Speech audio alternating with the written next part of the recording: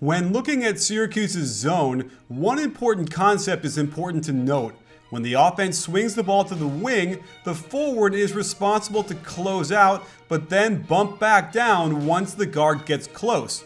However, the wrinkle is that the forward will bump down towards the sideline to prevent the pass to the corner or the slot.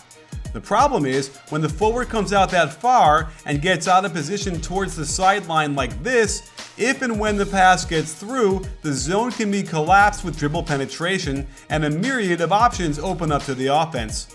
Gonzaga had a great post player in Sabonis, and they lined up in a two-guard front to force Syracuse to match up one-on-one. This gave plenty of space for Sabonis to destroy their center down low. Setting a ball screen is also very viable to suck in two defenders.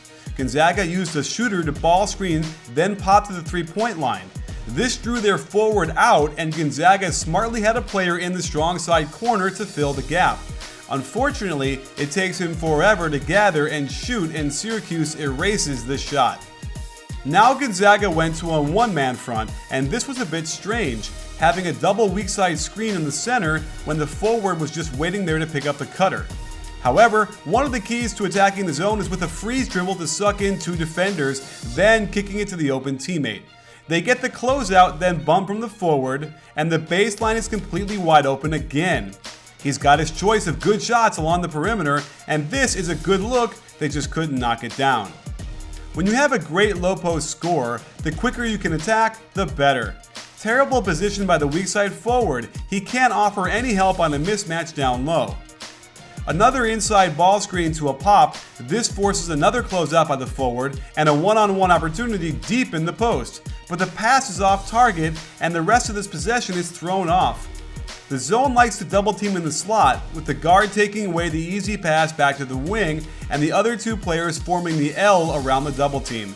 The cutter sees the opening in the lane, but is a step late getting there, and make no mistake, it is hard to whistle passes through the long arms of the defenders. On the loose ball, Syracuse ends up with three players on the ball, yet Gonzaga misses the prime opening. The guard should have cut straight to the ball and attacked a 3-on-1 in the lane from the elbow.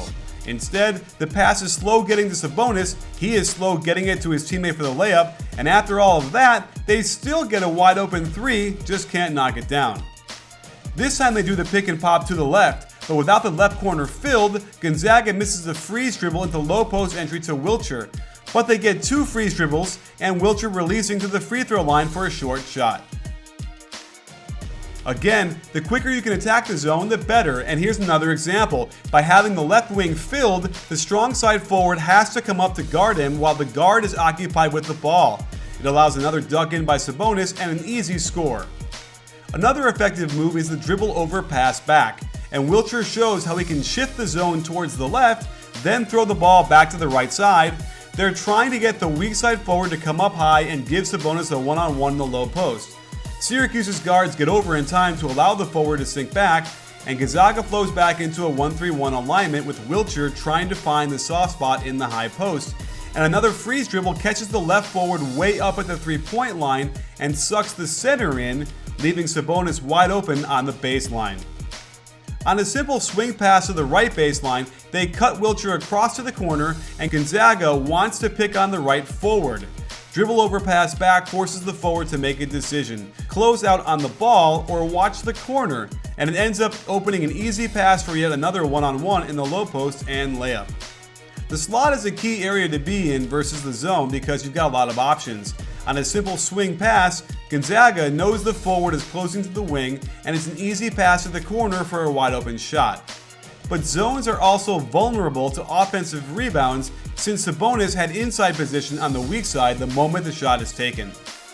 I like this play, a variation of dribble over pass back where the guard cuts up high to distract the guards. Look at the terrible position by the forward, way too high when no one is on the wing. The high post is open and there's no way to stop Sabonis from an easy shot short of fouling him. And another example of the forwards coming out all the way to the wing by design, allowing easy high-low action when Sabonis can simply pin him on his back and wait for the lob. Virginia used dribble penetration to their advantage by overloading the weak side and creating an opening when the weak side forward couldn't guard three players. You can see a similar philosophy to inside ball screen and swing to get the forward closing out with the corner filled. Their center wasn't as good at sealing as Sabonis was, so they're forced to swing the ball on the perimeter again and morph into a 1-3-1 alignment. Here's more attack with the dribble to split the guards, a big advantage for the defense since the center has to step up and they get a layup.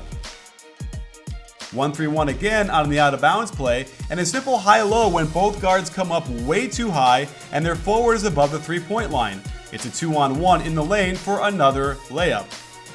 Virginia went really basic for most of the game in the 1-3-1 alignment, and it allowed them to attack the soft spot at the free throw line. However, a catch here should be an attack. Instead, they get more perimeter movement, and while these shots were going in, I didn't think it was sustainable when players get fatigued and the pressure mounted in the second half. The offense was very deliberate for the Cavaliers, and here's an example of the freeze dribble at the wrong angle and position. This didn't get two defenders sucked in, but attacking off the catch on the swing catches the forward closing out on the outside, since he's trying to funnel towards the middle and stop the pass to the corner, which is vacant anyway. But if you allow the penetration to the dotted line, you're going to give up a layup almost every time. A great way to get to the high post is to swing it and pass it there from the wing when the guard is still hustling over to get there and the forward is closing out to the outside, giving a clear view of the elbow. This becomes a simple 2-on-1 and another layup. The forward drifts so far out of position in the zone that Virginia got the high post pass even when the guard was on the ball on the wing, and it still gets them a layup on the high-low. Another great thing you can do is make the guard front you like you're posting up in the high post. This sucks the center up a little higher, and when Brogdon steps out, it brings the two guards even higher and exposes the middle. A simple cut gets them yet another layup. And on this reversal, again, see how the forward defends this as if he wants to take away the corner pass? It just makes it easy to throw the high post pass, and when the defense collapses, they can get this open look from the corner. Now, let's look at some possessions that didn't work out against this zone. Gonzaga had a chance to attack a huge gap on the baseline, but instead kept it above the free throw line the whole time, didn't swing it, and burp up a long contested three with plenty of time on the shot clock. They run an inside ball screen to a pop-out, but this time the left corner is vacant and they can't exploit the forward. However, they do get a one-on-one in the post and then get a kick out, and this is supposed to either be a shot or if he's not a good shooter, he should have cut right down the middle for a short jumper. That said, they still get good movement to open up gaps in the zone and then a perfect dribble to split the guards, but he tries to force a lob into the trees when he had two shooters wide open behind the arc. Pushing the ball is great, and they even had a seal in the post when the left forward was way out of position, but they miss it. The guards end up staying too high in the perimeter, the ball never gets below the free throw line, and they take a terrible contested 25-footer. On the out of bounds, Syracuse likes to double the post, but then the forward runs over there too, and they have a 3-on-2 if they swing it quickly. Rather than make the extra pass, they burp up another long contested three. I think it's clear it's better to attack this zone from the wing and baseline than the top.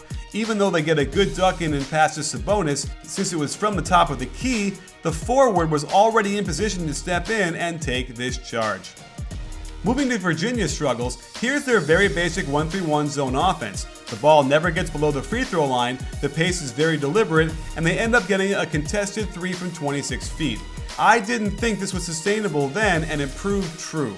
Again, this was another long contested three without ball movement that you couldn't count on when the pressure mounted and fatigue set in during the second half. With a big lead, Virginia allowed their offense to stagnate. No cutting, no freeze dribbles, just playing catch along the perimeter and burping up bad shots with 20 seconds on the shot clock. Yikes. More of the same, although as they begin to reverse the ball, they get a freeze dribble, but the right forward hesitates to keep track of the big man, and Evan Nolte misses the opportunity to hit his big with great post position and takes a heavily contested three. Virginia is able to lure the left forward all the way up above the three-point line, but Virginia's big has to step out to the slot to give him a pass. Again, the ball never gets below the free throw line, there are no cutters, and Parantes has used up all his contested makes. Again, stagnant offense content to just play catch. Meanwhile, the shot clock keeps ticking. The thing with dribble penetration against this zone, it can't be the first guy penetrating. That is right into the teeth of the defense, and it's the one thing this zone can handle well. Down 4 with little time left, the guards in the zone inexplicably extend out past the 3-point line. And they also caught the right forward above the free throw line too, but Wilkins doesn't flash to the huge gap at the free throw line. While Brogdon does a good job to attack with the dribble, again, this needs to be to pass the ball, since he has 3 potential wide open shots to pass to. On the final possession, Syracuse gets caught with a double team that leads to a great look to tie, but they can't hit it, and the game goes to Syracuse.